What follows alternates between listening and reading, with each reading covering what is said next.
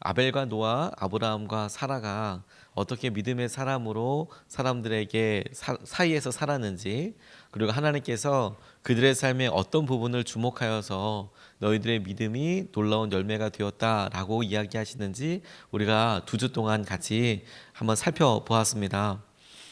예배 한 번으로 기억되는 아벨, 그의 삶과 그의 삶으로 드려지는 제물에 대하여 기뻐하시고 의인이라고 받아주셨던 아벨에 이어서 그의 삶이 완전하여 120년 동안이나 순종하여서 방주 지은 것으로 인하여 역시 믿음의 사람이라고 인정받았던 우리 노아, 그리고 안전지대에서 벗어나서 본토 친척 아비 집을 떠나 하나님께서 행하시는 은혜를 향하여 나아가던 아브라함, 그리고 연약함은 있었지만 그럼에도 불구하고 자기의 마음까지도 다 알아주시는 하나님의 은혜를 믿고 그렇게 신실하신 분이신 것을 따라보고 바랐던, 그것을 믿음이라고 여김받았던 사라, 이런 사람들이 하나님께서 믿음이다, 그들의 삶의 그 부분을 하나님께서 참 귀하게 여기셨다라고 했던 것을 우리가 보았습니다. 그런데 오늘 본문 말씀은 이렇게 보았던 네 사람에 대해서 다시 한번 이야기하면서 믿음으로 그들이 살았던 것이 어떤 의미였는가 단 한 줄로, 아니 한 단어로 이야기하고 있는데 나그네라는 표현입니다. 단기 체류자라는 표현이겠죠. 여행자. 그들이 믿음으로 살 수 있었던 마음의 핵심을 한 줄로 이야기한다면 이 땅의 소망이 아니라 이 땅은 그냥 머무는 곳이라는 느낌으로 살았기 때문에 그들의 삶에 있어서 하나님의 놀라운 믿음이 드러날 수 있었다라고 오늘 본문이 이야기하고 있습니다. 오늘 본문 말씀을 이렇게 묵상하면서 하나님께서 오늘 우리에게 이 히브리서 기자가 이야기하고 있는 믿음에 대하여 적용할 수 있는 것을 함께 살펴보고 싶습니다. 첫 번째로 하나님께서 본문을 통하여서 질문하게 하셨던 것이 무엇이냐면, 심기만 하는 인생을 행복하다고 할 수 있을까? 그냥 하나님께서 어떤 열매를 맺어서 보게 하신 것, 그러면 정말 기쁘다라는 마음이 들겠지만 심기만 하는 사람들도 기쁨이라고 할 수 있을까 하는 것이죠. 오늘 13절 말씀 상반절을 보면 이 사람들은 모두 믿음을 따라 살다가 죽었습니다. 그들은 약속하신 것을 받지는 못했지만 그것을 멀리서 바라보고 반겼습니다. 이렇게 이야기하고 있습니다. 이 네 명의 사람들은 믿음으로 평생을 살았는데 그들 각자에게 하나님께서 말씀하여 주신 것을 완벽히 누렸다라고 할 만한 사람들은 없습니다. 물론 사라에게 너 내년 이맘때에 아들을 안고 있을 것이다. 그리고 실제로 그녀가 그렇게 이삭을 낳아서 아들을 품에 안게 되기는 하였지만, 그런데 사라에게 아브라함에게 말씀하셨던 것처럼 너 엄청나게 많은 사람들이, 셀 수 없는 자손들이 있을 것이다. 그게 실제가 되는 데까지 수백 년이 걸렸지요. 그 수백 년 동안의 시간을 사라는 알지도 못했고 다만 바라볼 수만 있었을 뿐입니다. 내게 그렇게 하나님께서 많은 자손을 주신다고 했지. 그러니까 하나님께서 약속하신 대로 그 계획이 그대로 이루어지기 위해서 수백 년을 기다려야만 했다. 긴 시간의 차이들이 있었다. 그런데 그럼에도 불구하고 이들은 자기의 삶에서 하나님께서 약속하신 것들이 실제로 그렇게 되어지는 것을 보지는 못했지만 멀리서 그것을 바라보고, 그 말은 언젠가는 이게 이루어질 거야. 내 삶에 요만큼의 흔적들이, 방향들이, 기후들이 생겼는데 이게 하나님께서 역사해 오시면 이렇게 놀라운 은혜로 열매 맺게 될 거야. 그걸 바라보고 기뻐했다, 반가워했다, 이렇게 이야기하고 있는 것이죠. 마침내 이 땅에 하나님께서 하신 약속이 이루어지고야 말 것이다. 이거를 기대하고 기쁨으로 살았다. 제게 이것이 실제일까? 왜냐하면 우리가 많은 기도 제목들 중에 단순히 일주일 있다가 끝나는 어려움, 혹은 1년 있다가 해결될 여러 일들, 이런 일들 놓고도 간절해지는 경우들이 많지만 대개는 10년 기도하고 20년 기도하고 평생을 기도하는 기도 제목들이 있어서 하나님께서 우리의 마음을 은혜로 만져주실 때는 믿어지게 되고 기쁨으로 그것에 대해서 아멘하게 되는데, 그런데 그게 마치 그냥 그래프가 올라갔다 내려갔다 이렇게 하듯이 믿어질 때도 있지만 그렇지 않을 때는 너무 힘든 삶을 살다 보니까 하나님 그냥 이렇게 다 흩뿌려지는 인생 아닙니까? 열매가 아니고 그냥 이렇게 잊혀져 버리는 것 아닙니까? 이게 우리의 믿음에서 어렵고 힘들고 때로는 현주소라고 이야기할 만한 일들이기 때문에 그렇지 않겠습니까? 그래서 계속 질문해 보게 됐습니다. 어저께 이면수 목사님 들어오신 것 귀한 감사 예배를 이렇게 드렸는데 참석을 했는데 때로 심기만 하는 것처럼 보이는 사람들도 행복할 수 있을까라는 것에 대한 응답을 하나님께서 제게 말씀해 주시는 것 같았습니다. 어떤 열매가 보이지 않더라도 그 기간이 행복할 수 있겠습니까, 하나님? 이렇게 우리가 외롭고 힘들고 잊혀진 것 같고 어려울 것처럼 보이는 성도님들이 많은데 그게 하나님 행복이겠습니까? 그런데 어제 이면수 목사님과 또 그분의 축사를 하신 분들을 이야기를 들어보니까 믿음이 우리를 행복하게 하시는 거구나 깨닫게 됐었습니다. 이분이 한 150여 차례 북한에 들어가서 사역을 하고 사람들에게 고아원이든 양로원이든 필요한 것들을 빵 공장을 만들어서 먹을 것을 주고 그렇게 하다 보니까 김정일의 친서까지 받게 되었답니다. 그래서 딱 2줄 친서로 내려줬대요. 편지 딱 2줄. 이 사람 어디를 가든지 막지 마라. 그냥 다 열어줘라. 이런 딱 편지를 받았을 정도로 북한 사람들에게 인정받고 이렇게 있지만 그분이 잡혀가게 된 이유가 무엇이었냐면 외부에 나와서 설교를 하고 강연을 하고 그러다 보니까 북한에 대해서 이야기하게 되고 북한에서 보았던 일들을 보게 되는데 본인이 믿음으로 보았을 때 김정을 믿는 거 이거 우상이다. 하나님 믿어야 한다.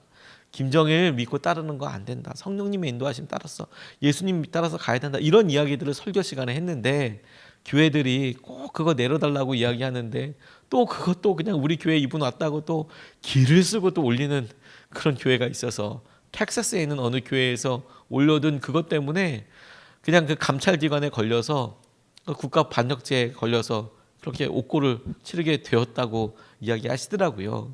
그런데 그런 일을 이야기하기 전에 선한목자교회에서도 한번 오셔서 말씀을 전해 주셨던 전 중국 대사였던 김하중 대사님이 먼저 나와서 축사를 하시더라고요. 이분이 이게 무사하게 귀환하게 되었는데 본인이 기도하고 함께했던 것들에 대해서 이야기를 하시더라고요. 본인이 중국 대사로 있을 때 갑자기 캐나다에 있는 목사님한테 연락 메일을 알려달라고 이야기하는 그런 요청을 받았노라고 비서관들이 이렇게 이야기를 하더랍니다. 자기는 일면식도 모르는 분인데 본인의 메일을 알려줘야 하는지 고민하다가 기도해봤더니 성령님께서 알려줘라 이런 마음을 주셔서 그래서 알려주었더니 바로 메일이 오더라는 거죠.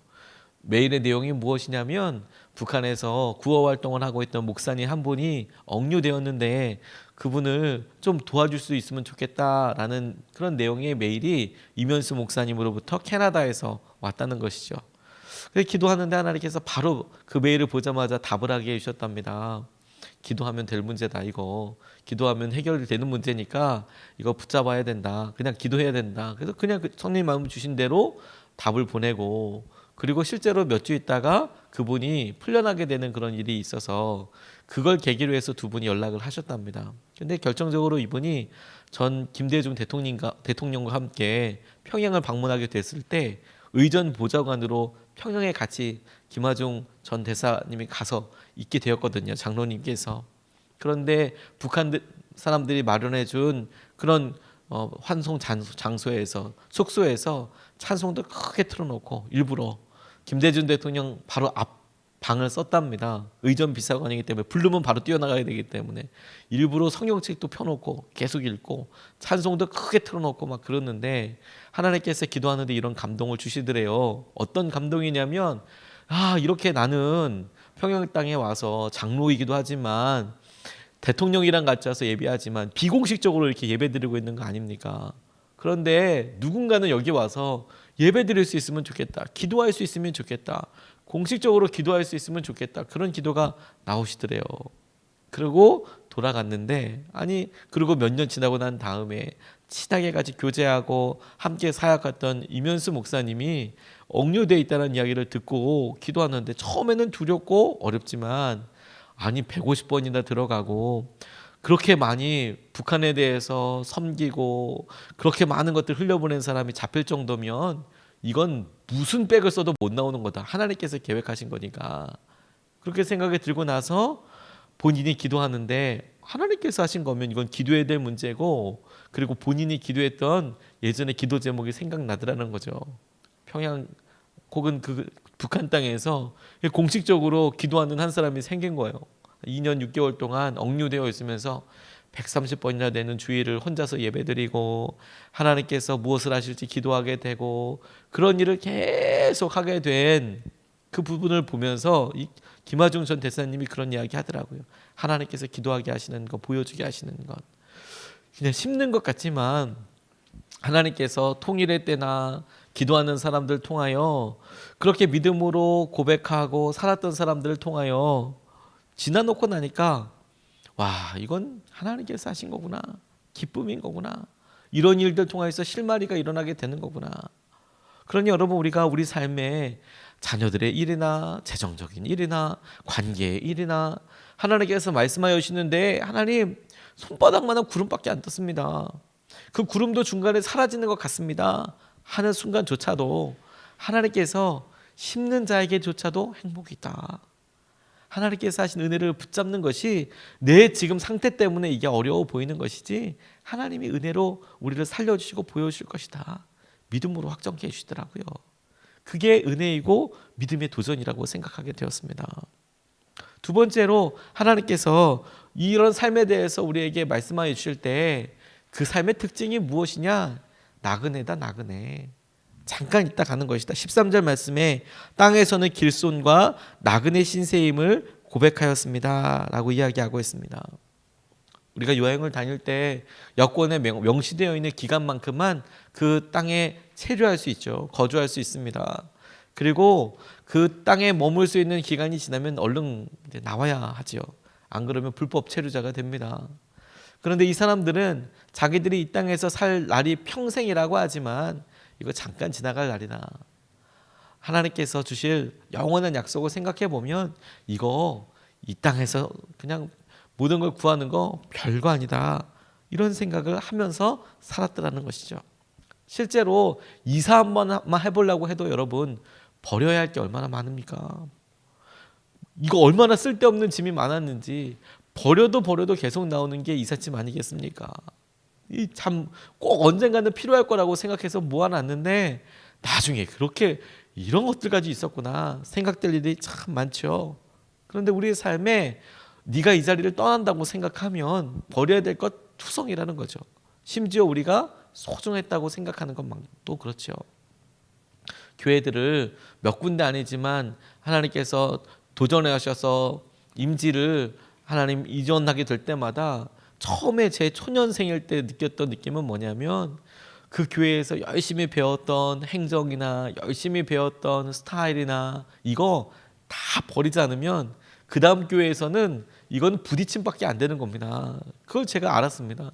아우, 지난 교회에서는 이렇게 했는데 그래서 그렇게 하자고 제가 막 우기면 그 교회는 또 전혀 다른 거거든요. 그러니까 제가 힘든 게 아니라 저 때문에 사람들이 힘든 거죠. 그 스타일 그거 버리지 않으면 그 교회에 동화될 수도 없고 혹은 그 회사에도 그렇게 될 수밖에 없지 않겠습니까? 마음도 생각의 짐도 버려야 될 게 엄청 많습니다. 그런데 이렇게 내 삶에 살을 빼고 내 삶에 가진 것들 뺄 때 승리할 수 있게 되는 것, 이런 예가 중에 역사적으로 드러난 사람들이 있습니다. 몽골 군대가 그랬습니다. 물론 몽골의 군대가 징기스칸이 잔악성이나 이런 것들 때문에 아주 그런 악명이 대단하지만 그럼에도 불구하고 전쟁학자들이나 역사학자들이 몽골 군대가 전 유럽을 다 싹쓸이할 수 있었던 이유 한 가지 꼽으라고 한다면 기동성 이야기합니다. 기동성. 말 타고 다녔는데 그런데 비교한 게 너무너무 재밌어요. 이 몽골의 말들은 실제로 보면 당나귀보다 조금 더 큽니다. 별로 몽골 말들이 크지가 않아요. 거기에 비하면 이 유럽의 말들은 엄청 큰 거예요. 우리가 보통 경마할 때 보던 이런 큰 말들이 이렇게 다니는 거예요. 외모를 보면 이 유럽 말들이 훨씬 크고 단단한 거죠. 그런데 얘네들이 지구력이 없어요. 지구력이. 이 조그만 말들은 총총총총 잔걸음으로 달리는데 끝까지 그 속도를 계속 달려가는 거죠.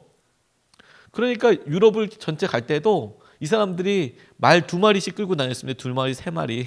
그리고 전쟁 나갈 때 그 말 끌고 가서 그냥 나가서 휩쓸어 버릴 수 있었어요. 또 하나, 갑옷이 없었습니다. 갑옷이. 이 사람들이. 그래, 갑옷이 없는데 어떻게 전쟁을 이기느냐? 말들이 편한 거죠. 사람이 몸이 움직이기 편한 거죠. 반면에 이 유럽 사람들은 엄청난 깡통 입고 다녔습니다. 그러니까 말이 60km, 뭐 120km 이런 걸 이고 뛴다는 거는 불가능하죠. 말 자체에다가도 또 철갑을 씌웠으니까. 그러니까 말이 한 2km, 3km 앞으로 가고 나면 반드시 쉬어야 되는 거예요. 그렇게 부딪혔으니까 당연히 이길 수가 없었고, 전투 식량도 차이가 났습니다.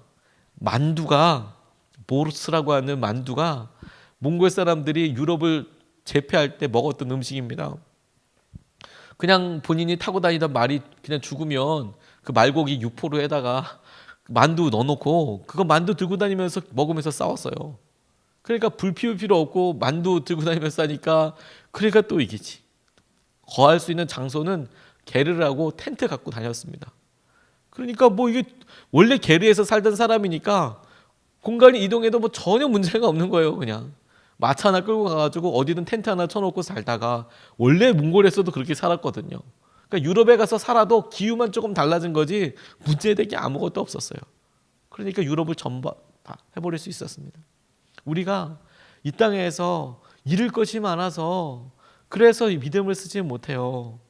근데 하나님께서는 우리에게 너 나그네야, 단기 체류자야, 얼마 잊지 못해.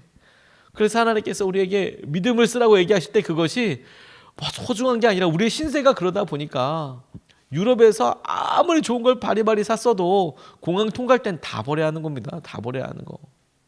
그러니까 우리가 하나님 이런 모든 것들, 여기에 내가 목숨 걸고 소망 두지 않고 살고 하나님께서 하시는 영원히 변하지 않는 천국의 것, 하나님의 나라 가치 있는 것, 영원한 것 붙잡고 살게 해주십시오. 하나님 그거 붙잡게 해주십시오. 우리의 믿음의 눈이 열려서 하나님 이 땅에서 하나님 행하시는 것만 보게 해주십시오. 이렇게 붙잡고 오늘 하루도 주님의 은혜만 따라서 나아가게 되시기를 주님의 이름으로 축복합니다. 우리가 2가지 말씀을 같이 나눴습니다. 첫 번째 말씀은 하나님께서 이 땅에 우리에게 허락하여 주실 때 심기만 한 사람들처럼 보이는 사람들도 있더라. 심기만 한 사람들처럼 보이는 사람들도 있더라. 그것도 행복이다. 기뻐할 수 있다. 왜? 2번째, 우리가 나그네 삶 살고 있으니까 어차피 우리의 삶이 제한적이어서 심었던 거 다 거두지 못합니다. 1년생 식물을 심으면 먹을 수 있겠지만 60년, 70년, 100년 걸리는 나무들의 열매는 우리가 먹을 수 없습니다. 그래도 반드시 열매가 맺게 되는 것이죠. 싹이 튀었다면. 우리가 이것을 믿음으로 붙잡고 같이 2번 나눠서 기도하고 싶습니다. 첫 번째로 우리가 이렇게 이 말씀 붙잡고 기도하고 싶습니다. 다른 사람 혹은 다음 세대를 위해서 심는 삶을 살게 해달라고 기도하겠습니다.